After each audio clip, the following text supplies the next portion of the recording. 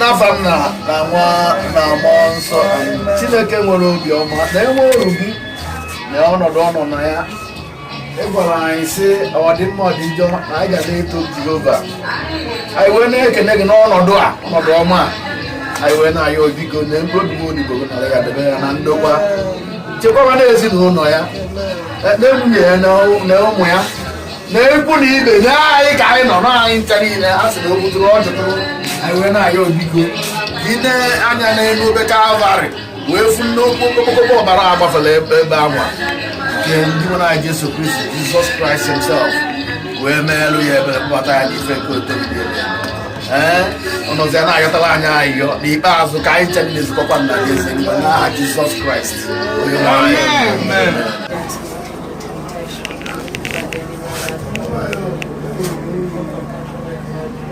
Give him rest, O Lord. Give him rest, O Lord.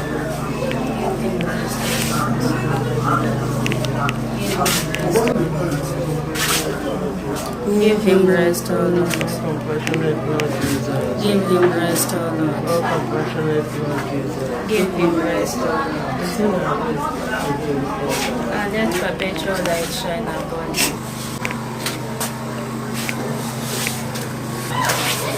Agora Sylvester, agora não é para na galera. Agora que eu entrei querendo bater. Agora Obiezekwem, agora Obiezekwem, agora Obiezekwem.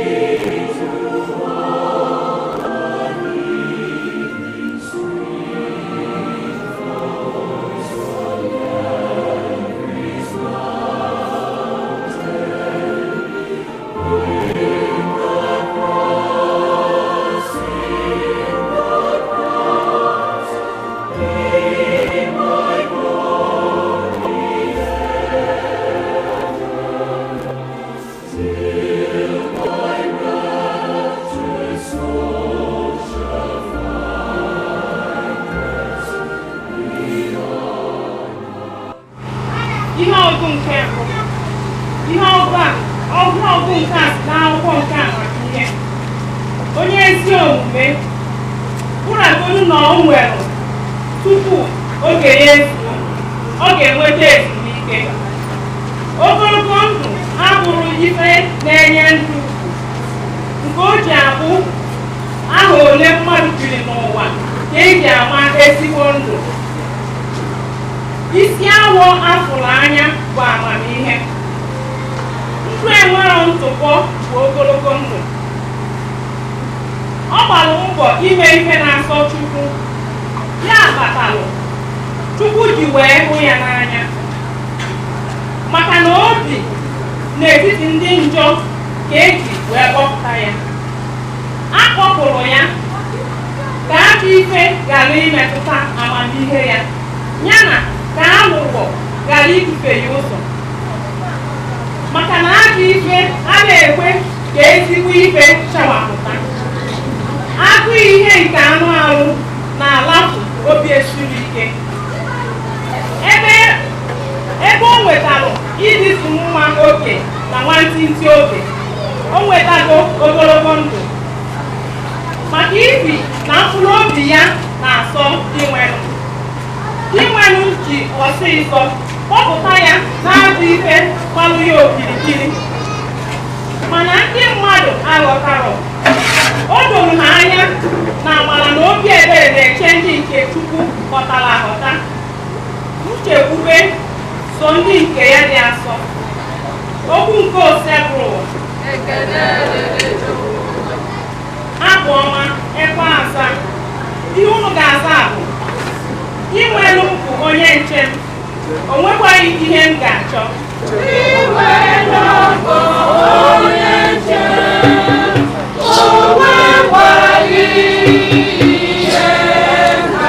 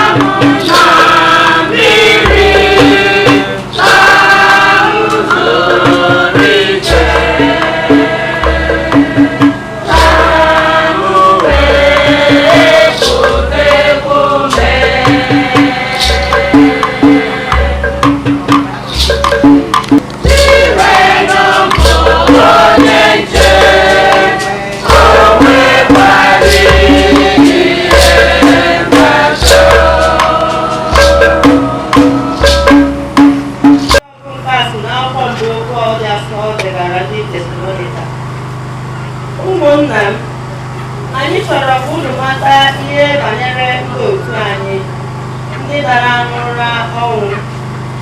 Ihe wutere unu etu o si ewute ndị ọzọ n'ihi na enweghị olileanya n'ebe anyị kwere. Ihe wutere unu etu o si ewute ndị ọzọ n'ihi na enweghị olileanya n'ebe anyị kwere na Jesu sikwa n'ọnwụ bilie ọzọ. Anyị kwere na Chineke ga-akpọlite ndị niile nwụrụ n'ihu ka ha soro Jesu. N'ihi na nkụzi nke onye nwe anyị nke anyị na-akụziri unu bụ nke a: anyị ndị ga-adị ndụ ụbọchị onye nwe anyị ga-abịa agaghị ebutere ndị dara n'ụra ọnwụ ụzọ, n'ihi na onye nwe anyị n'onwe ya ga-esi n'eluigwe rịdata. Ọ ga-ewerekwa oke olu were olu mgbe onyeisi ndị ozi weta obi nke Chineke. Mgbe ahụ ndị niile nwụrụ n'okwukwe ha n'ime Kristi ga-ebu ụzọ bilie. Mgbe ahụ anyị ndị dị ndụ bụ ndị a na-ahapụ ka Chineke ga-ewuli chịkọta anyị na ha n'igwe ojii, ebe anyị niile ga-ezute onye nwe anyị nọnyere ya mgbe niile. Ya mere, werenụ okwu ndị a na-atasirite ibe unu obi. Okwu nke Obiezekwem.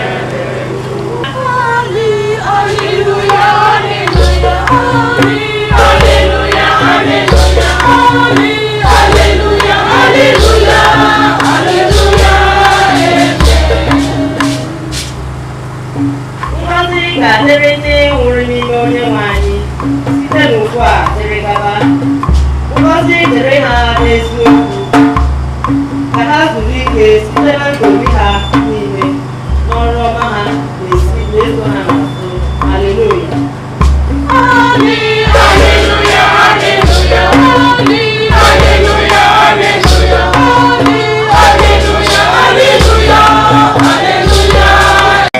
Ime uche m kama ọ bụ ime uche onye zitere m. Nke a bụ uche nke onye zitere m, ka m ghara ịtụfu ihe ọ bụla n'ime ihe niile o nyere m, kama ka m mee ka ha si n'ọnwụ bilie n'ụbọchị ikpeazụ. Nke a bụ uche nke nna m, ka onye ọbụla hụrụ nwa ahụ akwekwa na ya nwee ndụ ebe ebe. A ga-akpụzi ya n'ọnwụ n'ụbọchị ikpeazụ. Uzoma gosebuwa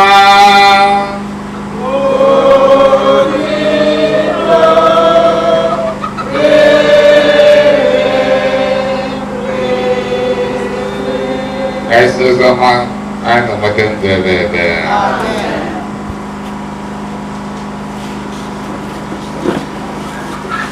Etena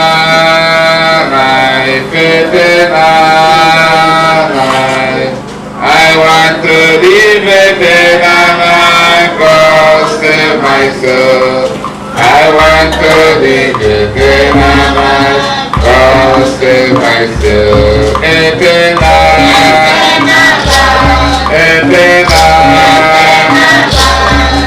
I want to live eternal, God save my soul. I want to live eternal, God save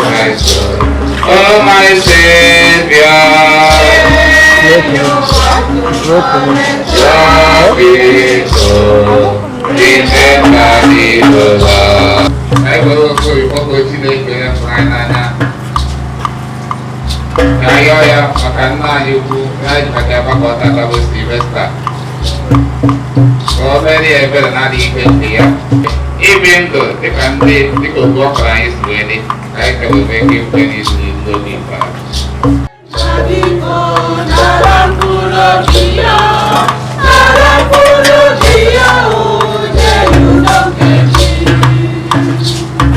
Sylvester Obiezekwem ebe ọ natara grasi a o sorokwa nata ụgwọ dịrị ya n'uju na aṅụrị nke ndụ ebighị ebi n'ihu Chineke.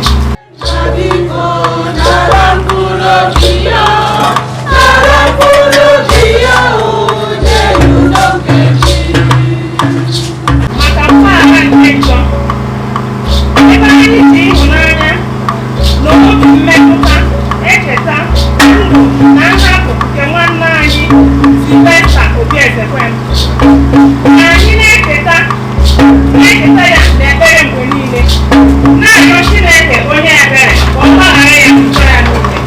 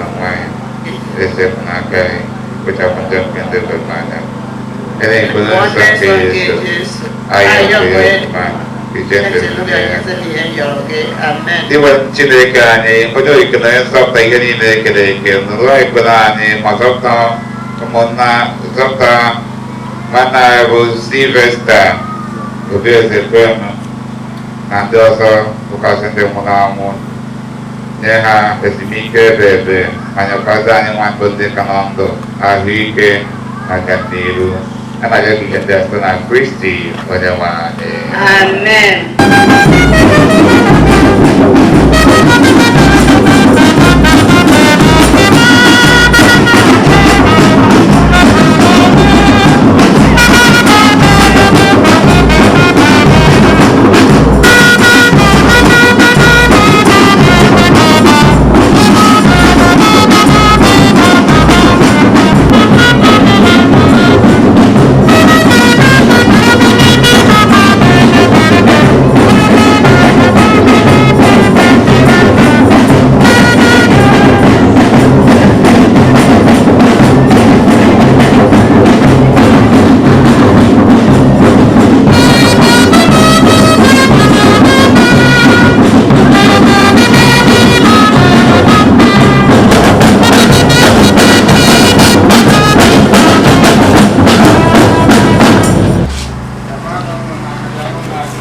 asọ Chukwu nna Chike ndị nara nọ onye nwanyị nara njọ n'aka gị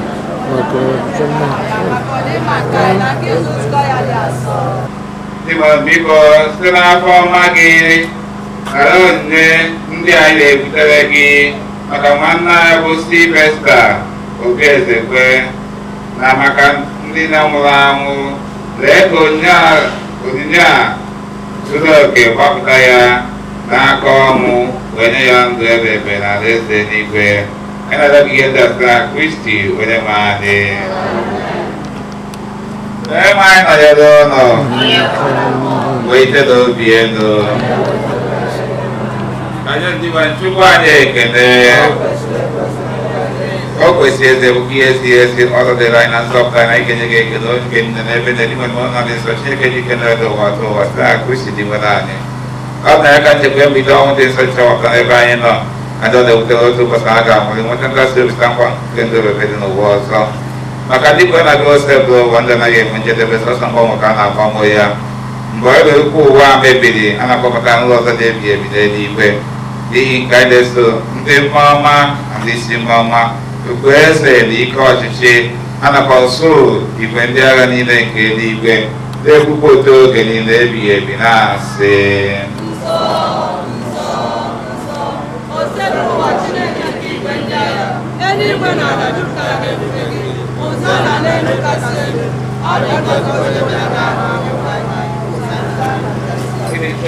mbisi ika dị nsọ abanye ma anyị na-arịa kido ya ndị asọsọ ikwusa mmụọ ka a wee họrọ anyị ahụ na ọbara nsọ ya nwa Jesu Kristi ebe ụkọta gị dị n'ahụ nwere anyị chekwa dị nye ekele nyawa anya ya ụmụaka na-asị anụ nke a dị ịdị ahụ niile nke abụ ahụ m ka ga-eduru jee maka unu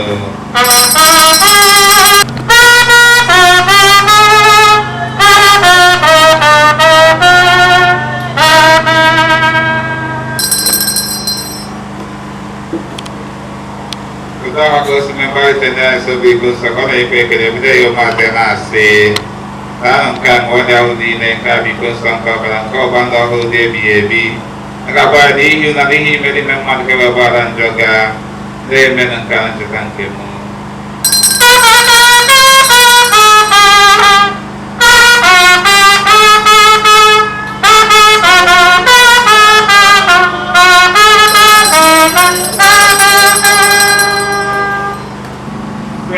Sumen kumisme diriso Timido patio omnipotente Ignat Spiritus Sancti Omnisana et gloria Per omnia secula seculorum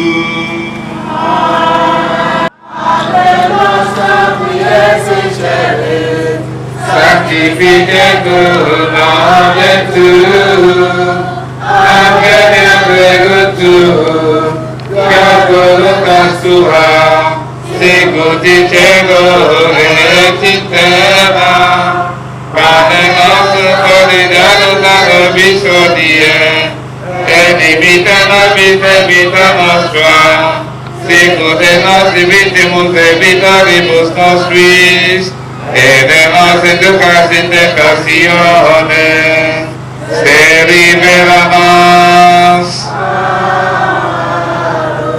Libera nos quasimus damna baptimus malis Da baptisus pacientiobus nostris Et da permisericordiosa duty Et da peccatissimus imperiberi Et da bapti pedicationem seculi Et spectatem beatam spe Et da ventus salvatoris nostri Jesu Christi Beatum et pregum et potestas et gloria in secula.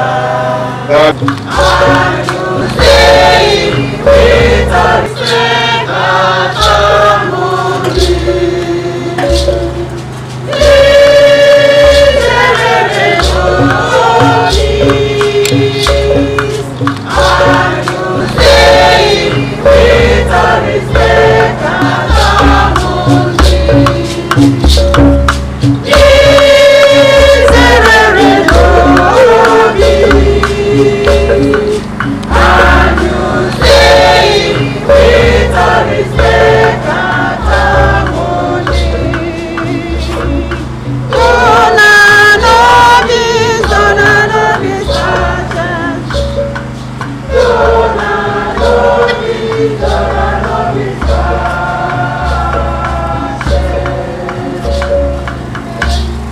jigide Udewe Jesus jigide Jigide mo jigide Udewe Jesus jigide Jigide mo asagi Kanawa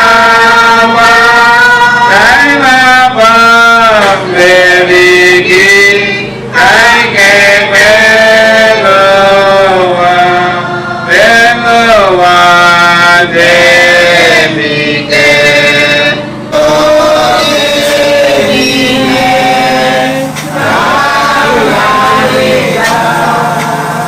Matulun cage, Unole Kuchapunja Koa. How is a Unapoli, Kamatu Chile, Dimano, Etoson, Evanemo, Mabueso, Taho, Nabakusakabailo,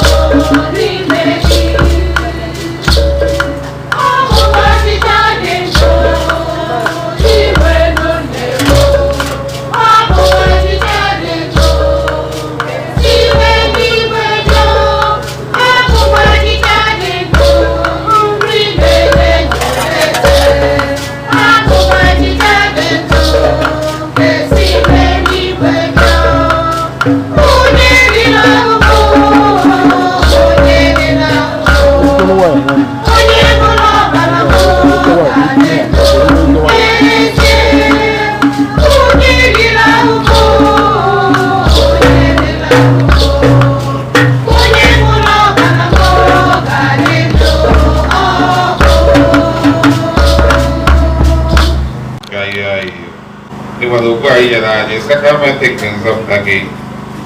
Kaina de Bedeki Makan, God the Bogibo Sylvester. Biko Nabataya, Gomweki Hogiru Niru, Nade Senique, Kanadeki Hadaskana Christi, whenever. Amen. Ojekewa, Onyaje Tesu Nakanobi. Oke, so now I'm not thinking I can go be here for this one and goes. Oh no, I'm not better.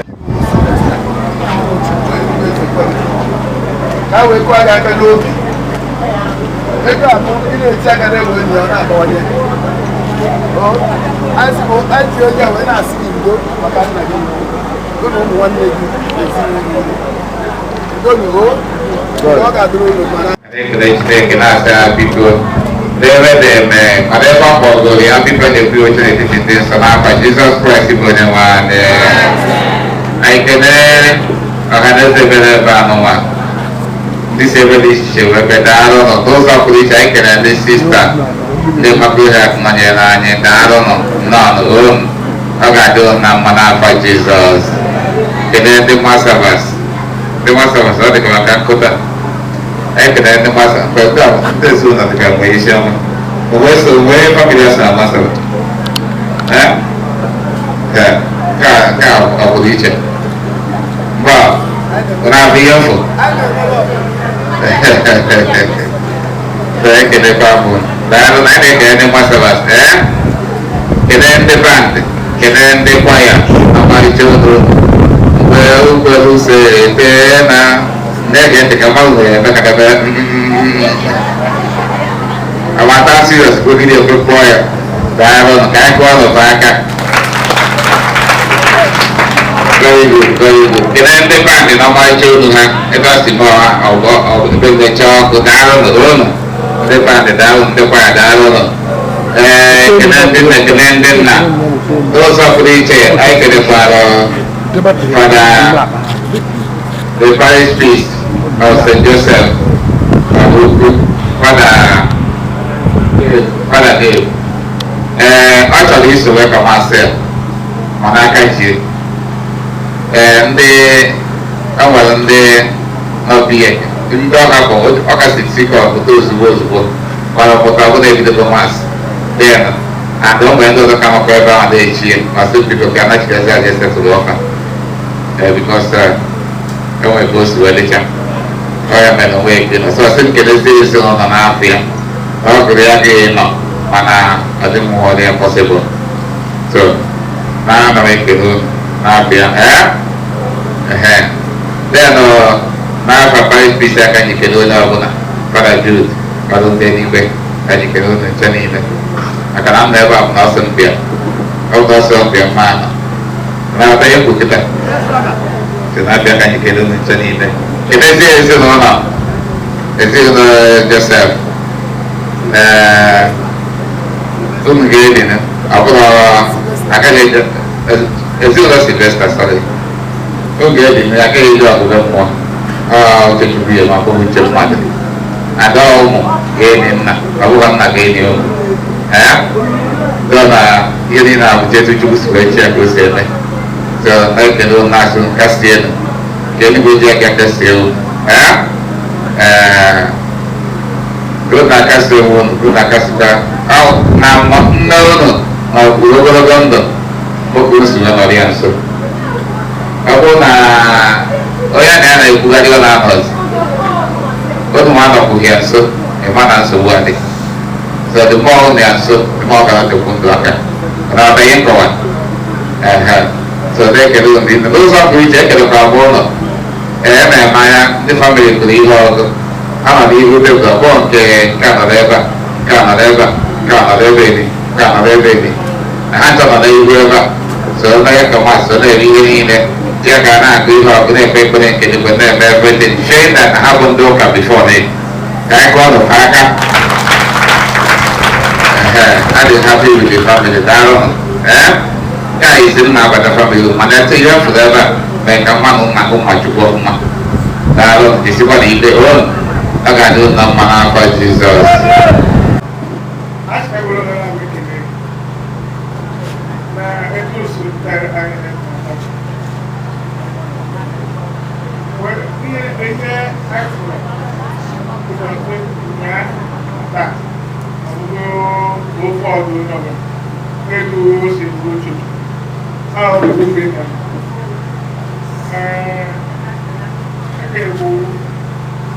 ebe edere gị esi iche nke ịbịa na-agụwa anyị ebe na-arịọ Chukwu ọzọ emezina nwanne m nwoke nyere arụ ogologo mgbe so anyị na-ahịa edi Chukwu na ahụ ya ọ bụrụ na afọ ya na-agaghị arụ karịrị ya ka o werezie ịgbata ya n'eluigwe ozugbo ozugbo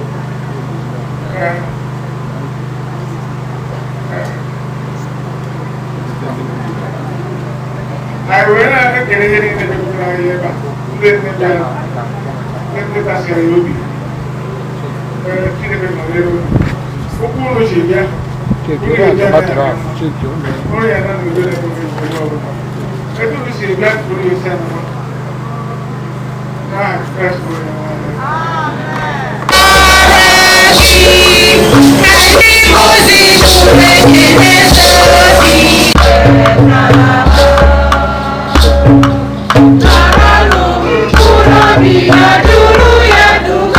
Thank you.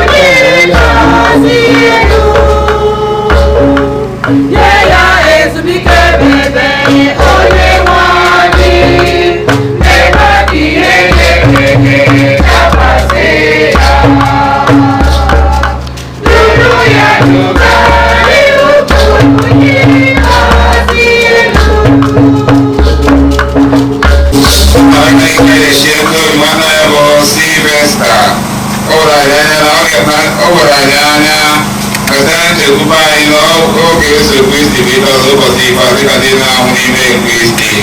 Ka anyị na-ekpere gị n'ihi ihe ọma niile gị ji chọọ odibo gị mma na ndụ nke a pụrụ ịnwụ anwụ. Ihe ọma ndị abụ ka ihe ịma mma ka anyị agbata obi ọma ka mmekọ nke ndị chọrọ n'ime Kristi. Ya mere biko were ebere gị ntị na arịrịọ nke anyị na-arịọ gị. Were wetu ọgwụ Sylvester Obiezekwem Paradise.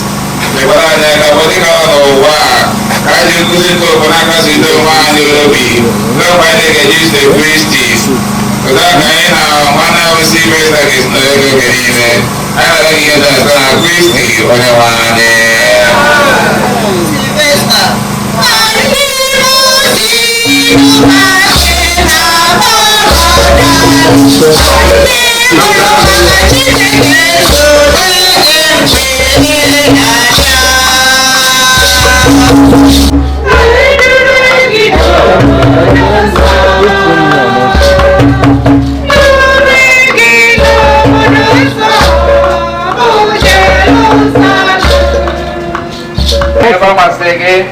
Ịkpọrọ nwanne anyị bụ Sylvester anaghị agụnye ahụ ya na akọrọghachi ebe ka o si.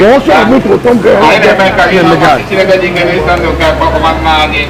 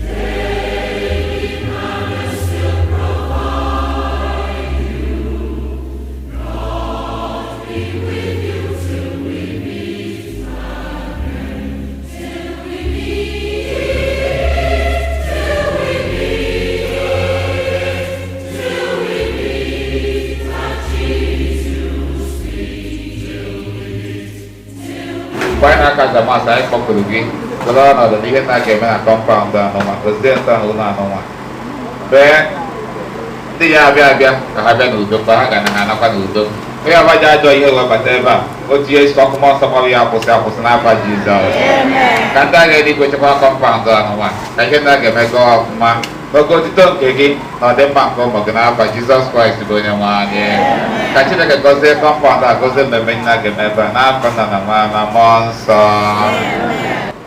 enwe anyị nọnyere ụnụ ka Chineke onye obiọma gọzie ma chekwaba ụnụ nna na nwa na mmụọ nsọ udo dịrị ụnụ. Can't question God. He knows the best, and I know you are in a good place. On 6th June, being on Sunday, before you gave up on Mondays, being 7th June, I and my children visited you to know how you're faring. Your condition was so terrible that your grandchildren couldn't believe it was you. I felt so bad. You can't talk. You can't eat. You can't even open your eyes. Even to eat is problem. I never knew it was that day you started your journey before you gave up on that fateful day, being 7th June.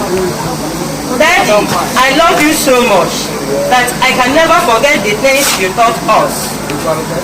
To be good to people and always forgive and forget. I learned from you that in this world, don't be late in whatever you are doing. You always say that punctuality is the soul of business. That is why you never attend anything late. But you left us so early. Why? Why? Why? I cannot question God because He knows the answer. Jane Goma Nnam, your memories will forever be with me. I love you so much, Daddy. Keep protecting us. Adieu, Papa. Adieu, Ugochukwu. Adieu, Jane Kamanta, your lovely daughter, Chioma Chikese. Daddy, I salute you. I really miss you. You are a great man. Generous, humble, patient, caring, resourceful, kind and open-minded. All these accolades not only from me, but from all those that have ever met you and know you for years. Thank you for being my father. I am saddened that death took you away. But God said in all things, we should give Him thanks. Your death left a scar in our hearts, but your legacy will stand forever in our lives. When I think of you, Dad, and all you did for me in the short time we spent together, it is a loving memory. Always stresses the importance of being enduring, patient and hardworking in life. You are the most dependable and reliable father. The best father I think anyone could ask for. Always there for me and my siblings to protect and provide for us. You can give up all you had to ensure that we had the best life. Thinking about the time we spent together do bring smile to me. Daddy, you are in my heart. You will continue to be loved and will be only remembered by so many. I am consoled and at peace that you have gone to heaven to continue to pray for us. Our hearts are broken, but God will give us the strength to bear your loss. I will always love and miss you, Dad. Continue to rest in peace, Dad. Adieu, Ugochukwu. Your daughter, Ogbuefi. The news of your death came to us as a shock. What I had, my entire family is still in shock and pain over your death. No more seeing you again. Then you have put sorrow and anguish in our hearts and put tears in our eyes. Your grandchildren will miss you. As you rest in the bosom of Almighty, I Chikese, on behalf of your grandchildren. Jesus, smile on me again. Open the memory. Butterflies in the belly. Obina summer. See the way you love me, see the way you care for me. You carry my matter for your head, like a little baby. You watch over me, oh. You know they carry me, they play, oh.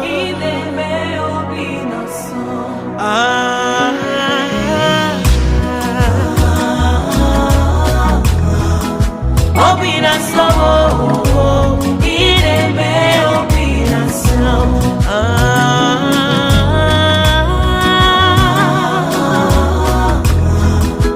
Obina slow, ideme obina slow. Jesus did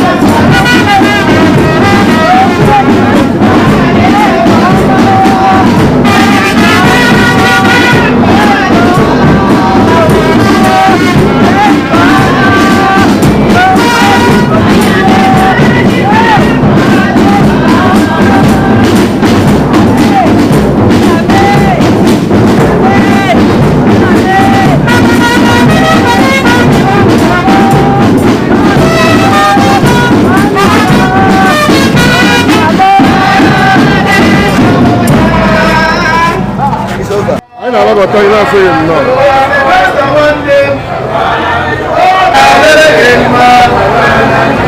Eluigwe ga-abụ ụgbọ ndị niile chọrọ ọnụ. Sylvester nwanne m, ọ ga-adịrị gị mma. Eluigwe ga-abụ ụgbọ onye ọbụla na-achọ. Sylvester nwanne m, ọ ga-adịrị gị mma. Eluigwe ga-abụ ụgbọ ga-enwe ike ịhụ ego.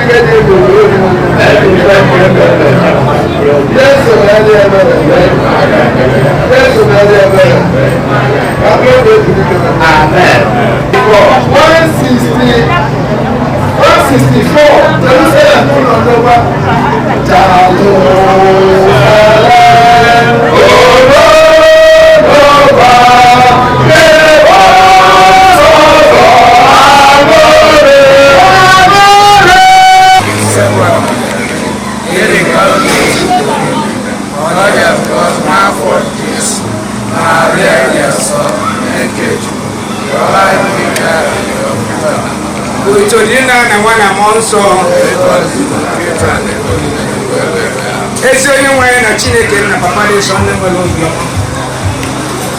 ịza na-emechala ọgwụ ọmama amasị amasị ọmama mmadụ ugbo na-alụ ya tie egwu echeta obisi ike nke n'anya ọkwa aka eji agha narị ya